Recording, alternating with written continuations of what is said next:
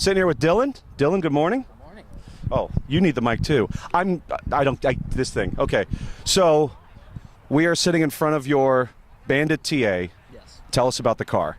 So it starts life as a 2013 Camaro 2SS RS with an LS3 engine in it, and Trans Am Depot from Tallahassee, Florida, takes the car and basically strips it down to a whole and remodels everything to look like a Trans Am, what Pontiac would create today.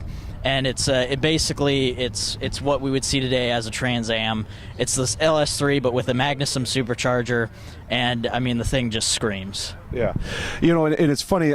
First off, the detail on this thing is incredible. The pictures and video can't do this thing justice. And I said this before. I'm really glad that Pontiac died because the aftermarket did such a better job of redoing the Bandit Trans Am than Pontiac ever would. This thing's phenomenal. So this thing is 6-liter, 6.2-liter V8. Oh, 6.2. I can see on the, yeah. And what's the power? It's about 620 to the rear wheel, I believe, and we're getting around 650 horsepower. Oh. Yeah, so. Yeah. And the other thing, too, the Snowflake wheels are awesome. Year one did those wheels, correct? Yeah, correct. Yeah. Correct. And what's a 19s, 20s? Yeah, 19s and 20s, I believe, and unless they, change it, but it should be 19s and 20s. Yeah. So all around today, yeah. I mean, I don't know what to say. It's just you really have to see this thing in person, but I mean, it's a phenomenal car, and definitely one of a kind. Well, fourth of how many? Do you know how many they did in a run? They do the Hearst editions. They're only going to come out with a couple, and this is the fourth Hearst edition. Now they make GTOs as well, but this is one of, I think, the third or second Trans Am, but it's the fourth in the Hearst edition series. Yeah. So wow. It's I mean, their shop is beautiful, and I mean, it's like you said, if Pontiac would have done it, I think they might have cut corners. Yep. Or and I mean, it's just kind of. I mean, the piping on the interior, the inserts, the dash looks. I mean, the dash is fine. They redid the Camaro very well, especially on the inside. Oh, but definitely, just the touches are so much nicer. So. Yeah. It kind of gives that 78 look, And the T-tops, when you look at the weather stripping, how it's cut, I mean, it's just, they do as good of a factory job, if not better. So, right, yeah. And it's an incredible car. Yeah, so. Thank you very much. Appreciate you bringing it out, man. I appreciate doing this. Yeah. Thank you. Thanks.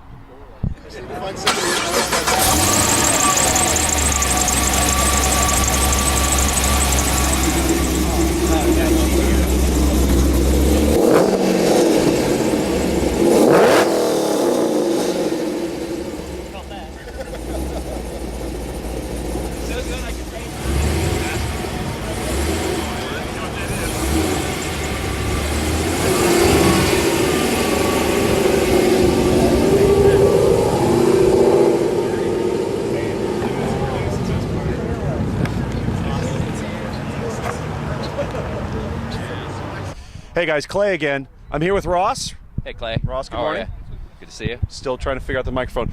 So this boat came in and just crowded with people. Absolutely love it. For me, half of it's the stance, but let's talk about it. So Chrysler Imperial LeBaron. Yep, it's actually an Imperial LeBaron by Chrysler. So they had Imperial at this point in time as a separate brand from Chrysler, believe it or not. Okay. Yeah. Does that go back to the 50s or 60s-ish? I'm not sure when they tried to separate Imperial as a brand on its own. So I'm not sure the answer to that. But for sure, this car, Imperial was a separate brand. So it's an Imperial LeBaron by Chrysler. Okay. Yep. And this is it's a 72? This one's a 72. Very good. Yep.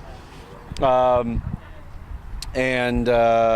mean, this thing's awesome. So where do we start? Okay, so what's the engine in this? I don't know Chrysler. Okay. 454s and 350 and 3. Well, Chrysler made the 440. So this 440, this car has a 440 in it. And then the only thing that I just bought this car last year. Okay. So I'm just kind of getting started with it. Right now, it's actually running rich, and I need to track that down. But I did put a throttle body fuel injection setup on the car. Oh, very good. Yeah. So that obviously improved throttle response, that type of thing, instantly. But like I said, it's running rich, so that's actually what my plan for the afternoon is to figure out why this thing's spitting fuel out. So did you weld O2 sensors on the exhaust? Or? Yes. Okay. Yes. Yeah. So I had. That's the other thing. I took it to a shop and had new stainless exhaust, dual exhaust put on it, and then they welded in a bung for me Yeah. for the O2 sensor. Yep.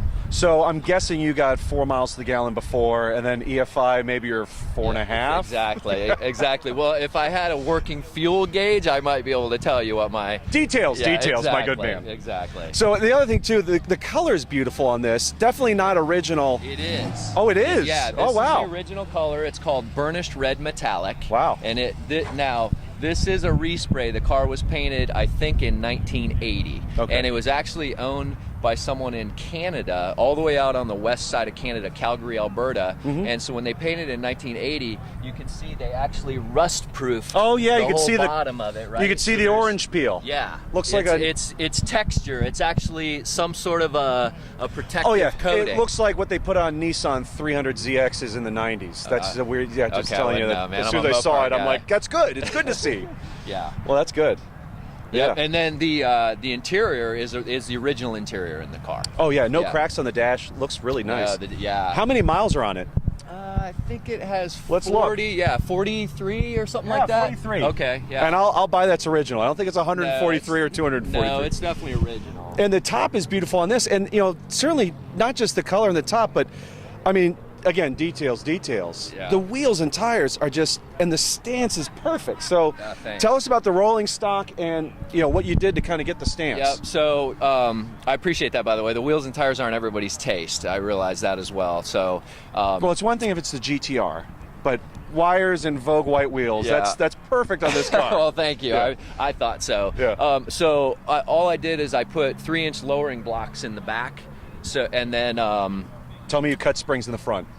Torsion bar setup in the front. Oh, so you just crank redo it the- down. yeah. That's it. You just you turn the bolt counterclockwise, and it's that simple. Wow. So and then now in the back, the front actually settled on me a little bit, so it has a little bit of a downward rake. Yeah. And I'm going to drop the rear to get it to level out. Okay. So all I have to do now is the shackles on the on the the leaf leaf springs. I just flip that upside down, and that'll lower it about another inch.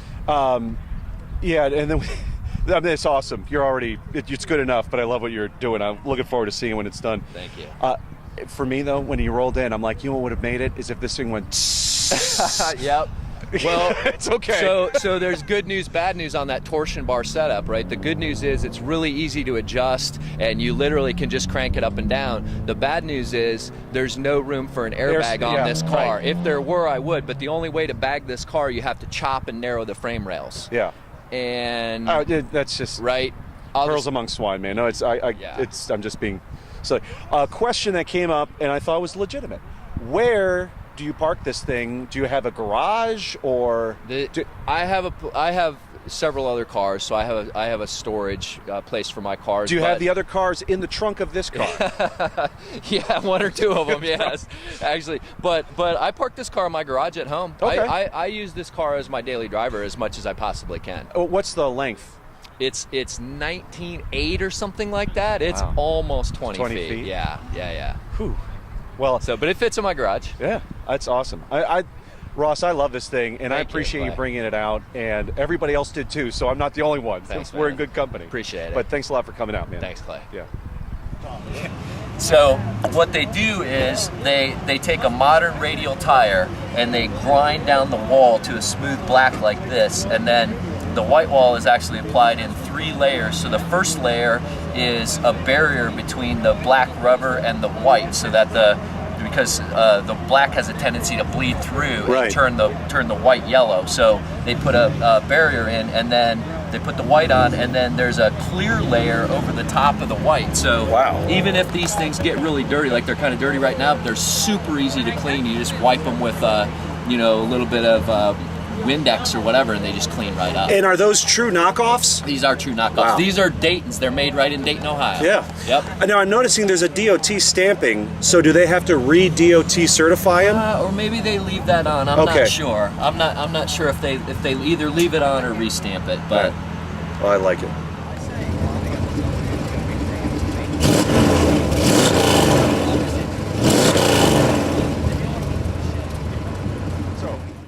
Guys, Clay here again. I'm sitting with Andrew. How you doing?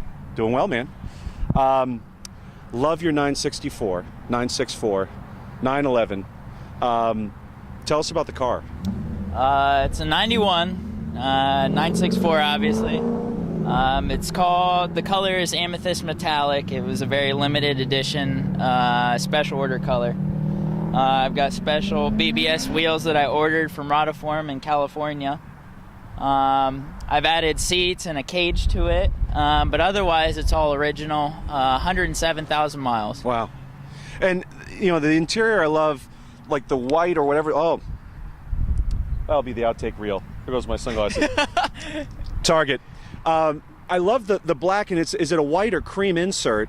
And the Recaros that you got have the matching insert on it. I mean, that was a stroke. The interior, they call it linen. It used to have linen, which is a white leather interior, and I wanted something to match. Yeah. So I looked specifically for these Recaros, the pole positions with the white stitching and the lighter color insert. So. And the roll bar, is that a bolt-in? It is a bolt-in. And you still have the back seat there. I do. Yes. Yeah, so that's great too. Yeah. Spoiler pops up in the rear. Love that feature. Yeah. So, on the Intar butts, you've had some haters on the wheels. I love them. You want to talk a little bit more about those? And God, these people, bunch of loud cars around. Well, here, they're BBS Motorsports. They call them E26s. So they are actually magnesium centers with titanium hardware. And they specifically make the aluminum barrels a lot lighter than a typical street wheel that you'd have. Yeah. So you can't just, as an average Joe, go to BBS and order them. They're usually sold to race teams. Yeah. So I kind of wanted to tie it together with like a motorsport theme on my car. Yeah. So that was the perfect way. And this thing's obviously dropped like crazy. Yeah. How did you drop it? Is coilovers? They are coilovers. Yeah. They're H&R coilovers that I purchased through Rotiform as well, but they're custom made through a company in Germany and sent over. Okay. So they're a lot shorter than your typical H&R coilover that you'd order for this car. Okay. Well, I mean, the stance is great. I loved it. Last week, the Cruise, you look beautiful, man. It was a great car. So, I don't know what else to say. Beautiful car. Thanks for bringing it out, man. Yeah, you're welcome.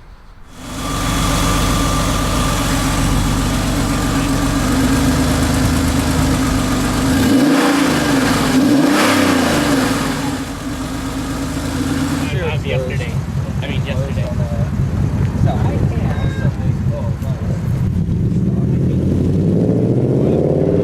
So what do you say to all the haters out there? Deal with it.